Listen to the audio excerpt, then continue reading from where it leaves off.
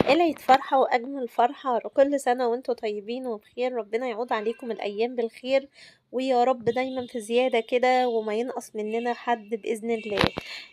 كل سنة وانتوا طيبين. النهاردة بقى هنعمل حبة حاجات حلوة كده، خفيفة خفيفة، بدأناها في يوم العيد الصبح. ما حضرناش الكلام ده يوم الوقفة، ما كناش موجودين. بصوا بقى نواعم العيد هنظبطها ونرصها ونعمل السفرة التحفة اللي انتوا شفتوها في أول الفيديو دي، والغريبة والبسكوت والكحك. وعايزة اقول لكم بقى الحاجة كلها طالعة بسم الله ما شاء الله ما شاء الله. وكمان هتهادي منها حبايبك واهلك وصحابك، وبسم الله ما شاء الله كميات على قد ما كنت فاكرة ان هي قليلة، بس فعلا ربنا يبارك. انا حطيت هنا في الصينية بتاعتي حبة حاجات كده، نوعت من كل علبة شوية. انا بعد ما خلصت نواعم العيد جمعت كل نوع في علبة بلاستيك وحطيته جوه كيس وغلفته كويس وقفلت عليه العلبة عشان ما يطراش مني. جبت الستاند بتاعي، رصيت في اول طبقة تحت الكحك كده بالسكر، وحطيت كحك سادة عشان اللي مش عايز ده واللي مش عايز ده، وحطيت بسكوت البرتقال، وعملنا برضو بسكوت نشادر بس الحقيقة ما نزلتش الفيديو. والقطعة دي بسكوت ينسون، كنت شارياه جاهز بصراحة. تمام. بصوا بقى، دي تاني طبق انا عملته للبسكوتات، واللي فوق هيبقى للبيتي فور والغريبة. ده بيتي فور بس سادة، مش متلزق ولا اي حاجة، للي عايز حاجة خفيفة كده. وحطيت الغريبة، رصيت كده وحدات. تمام، ما تزحميش الدنيا، ولما الحاجة تخلص زودي، اللي يخلص حطي منه. البيتي فور عايزة اقول لكم يا جماعة طلع حلو قوي يعني. يلا الحمد لله انها جت على المضرب، والمضرب المضرب بس اللي باظ، بس بجد يستاهل، حلو قوي. بصوا بقى القلوب كده، وبتظبطي الستاند، بصوا شكله حلو ازاي، حاجة كده اخر شياكة. بصوا الجمال. يلا بقى لو لسه ما عملتيش الحاجات بتاعتك دي وحاجات العيد وتسالي العيد، يلا ظبطيها، عشان طبعا اول يوم في العيد احنا بنحب نقعد مع بعض كده ونتجمع كلنا ونقزقز بقى ونتسلى. وما تنسوش مجات الشاي بلبن يا جماعة، بقى لنا يعني في رمضان تقريبا شبه ما شربناش احنا. حطيت كده الكوستر ده وحطيت فيه شوية سوداني محمص، وحطيت فيه برضو حبة لب. تمام. والوردة الجميلة السكر دي، انا جبت شوية حاجات كده من فتح الله، يعني كميات قليلة من حاجات ربع ومن حاجات نص، بحيث ان انا اشكل الحاجات عندي ويبقى عندي كذا نوع. حطيت هنا في النص اللي هو فاكرين انتوا الشيكابون بتاع زمان، او اللي هو بيقولوا عليه دلوقتي زي الامينيم كده، حطيته في النص عشان يديني لون حلو للوردة. وحطيت في كل فتحة كده شوية من المكسرات، لوز وبندق وعنجمل. وهبدأ أكرر تاني بحيث إنها تديني شكل جمالي كده للطبق بتاعي. زي ما انتوا عارفين العين دايما بتاكل قبل البق. الحاجة كل ما يبقى شكلها جميل، كل ما هتفرح اللي حواليكي، وكل ما فعلا هتحسي انتي نفسك بتغيير المود والبهجة بتاعة العيد. بصوا الشياكة تحفة. جبت بقى شوية الحلويات دي. بصوا فاكرين البسكوت ده كوارتينا بتاع زمان، بس هو حلو لسه، بس الحقيقة مش زي زمان. زمان كان طعمه حاجة تانية خالص.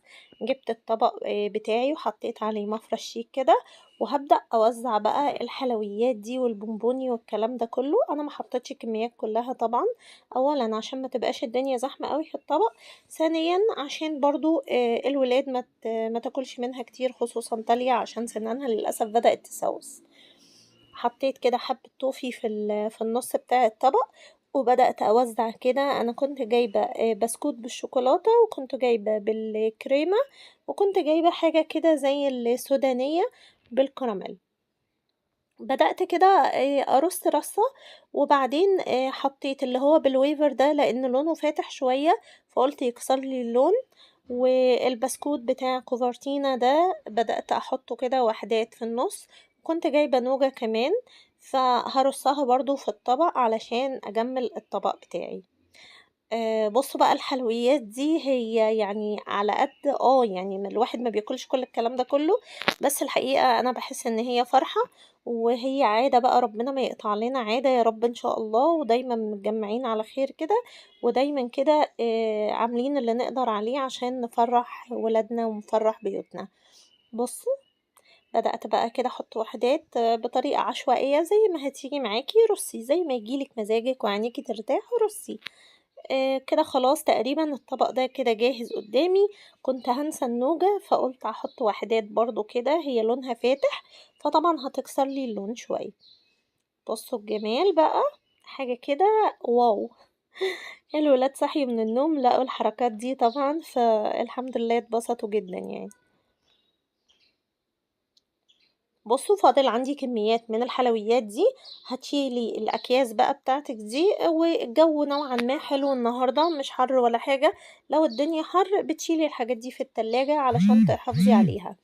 تمام كده الصينية بتاعتي بقت تحفة أوي، وادي صينية التسالي واللب والسوداني وحاجة كده آخر شياكة، عشان نكمل بقى المنظر الجمالي ونزود البهجة ونصنع السعادة بإذن الله. حبيت أنفخ كام بالونة كده وأربطها وأعمل شكل كده على السفرة بتاعتي. طبعًا أنا كنت جايبة ترمس وكنت جايبة حمص، وكنت ناقعة الترمس والحمص ده، بس للأسف الراجل اداني ترمس مُر وما كانش لذيذ كده، فاضطريت إن أنا كام يوم أغيّر بقى المَيّة عليه علشان خاطر المرارة اللي فيه تروح. بدأت كده بُصّوا أعمل البالونات وتربّطيها بالشريط كده، وبعدين تحاولي تربّطيها في بعض عشان تعملي زي شكل أو تحطّي 3 بالونات جنب بعض، بالونتين جنب بعض، بحيث إن شكلها يبقى لذيذ معاكِ. مش عارفة هو أنا كنت كل ده باربطها ليه يعني مش فاهمة. بُصّوا بدأت بقى إيه، لوّنت كام لون كده ونفخت كذا لون، بحيث إن يبقى عندي ألوان مختلفة وشكلها حلو، وبعدين عندي الورد المجفف، والورد المجفف ده يا جماعة بيتباع في أي مكان، باحب دايمًا أنطره كده بطريقة عشوائية بين الحاجات بيديها منظر حلو أوي. هانفخ بقى كام بالونة، بصوا الشياكة بقى والجمال. ده الورد المجفف اللي باقول لكم عليه، بصوا كوستر المكسرات والسوداني، ودي الحلويات، وادي الترمس وحمص الشام، وكمان الحلبة المنبتة، حاجة كده آخر دلع وشياكة. عايزة أقول لكم إحنا تقريبا من ساعة ما صحينا لغاية دلوقتي قاعدين بس بنقزقز في التسالي و يعني ما اتغديناش ولا لينا نِفْس نتغدى يعني، كل سنة وأنتم طيبين وبخير. مش عارفة في حد زينا والّا لأ؟ بُصّوا بقى الحمص عامل إزاي، الأحمر ده يا جماعة أنا رشة خفيفة أوي من البابريكا، بيتنقع ليلة وبعدين بتغليه ولغاية ما يستوي وتغيّري عليه المَيّة وتملّحيه بقى وتحطّي عليه ليمون وخل وملح، بيبقى تمام جدًا. ده شكل السفرة بتاعتنا، ودي البالونات اللي عملناها، وبُصّوا الشكل تحفة أوي، بالنسبة لي كده محسسني بالبهجة بصراحة. كل سنة وأنتم طيبين، وعملت برضه ترمس شاي بلبن كده برضه يبقى جنبنا، وهاصُب بقى كوبايتين ولزوم السقسقة عشان نسقسق من البسكوت بتاعنا. يا رب الفيديو يكون خفيف وعجبكم، واقول لكم بقى مع السلامة، وكل سنة وانتم طيبين وبخير للمرة المليون. مع السلامة.